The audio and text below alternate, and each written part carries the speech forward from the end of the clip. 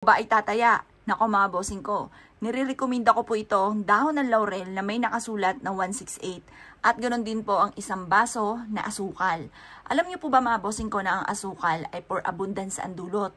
Ang dulot niyan ay maraming pera. Kaya ang madalas niya po ng mga inaalay, lalo na sa mga santo or kaya sa mga good berries, mga bossing ko, ay mga tsokolate. Or kaya sa mga santo ninyo, kasi ang dulot niyan ay swerte. Ang mga matamisin, maswerte po yan mga bossing ko, ang dulot niyan ay kasaganahan. Mainam na meron po kayong ganito mga bossing ko ng asukal at ganoon din po ang ating dahon ng laurel. Ang dahon ng laurel ay susulatan natin ng 168 mga bossing.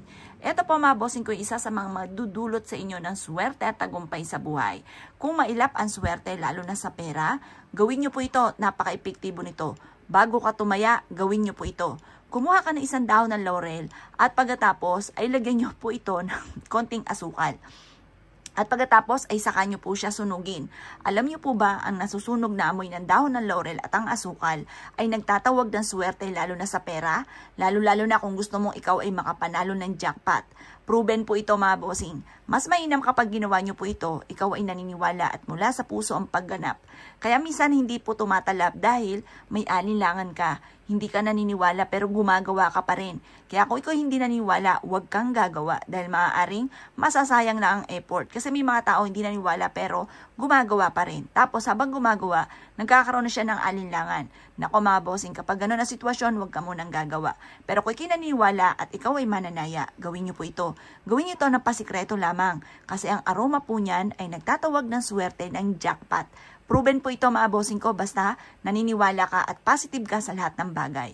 Mainam na gawin niyo po ito ng Tuesday o Friday. Pero kung busy ka sa mga ganyang araw, gawin niyo siya kung kailan ka tataya. Pero umaga niyo lamang po siya gagawin. Napaka-epektibo po nito mga bossing at 100% magtutuloy-tuloy. Ang daloy na swerte lalo na sa pera.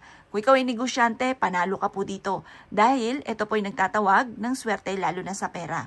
Kung halimbawa, ikaw po ay magbubukas ng negosyo, gawin niyo po ito. Or kaya po, ikaw po ay papunta sa inyo po negosyo.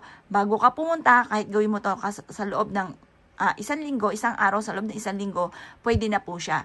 Bago ka pumunta sa inyo po negosyo, ay mag-wish ka at magpauso ka po nito mga bossing ko ng dahon ng laurel na meron pong asukal. Makakatulong po yan para ikaw po ay magkaroon araw-araw na malaking benta. Kapag naman sa usapin ng negosyo, gawin mo ito ay Monday para panimula mga bossing ko na ikaw po ay suswertihin, magiging matagumpay.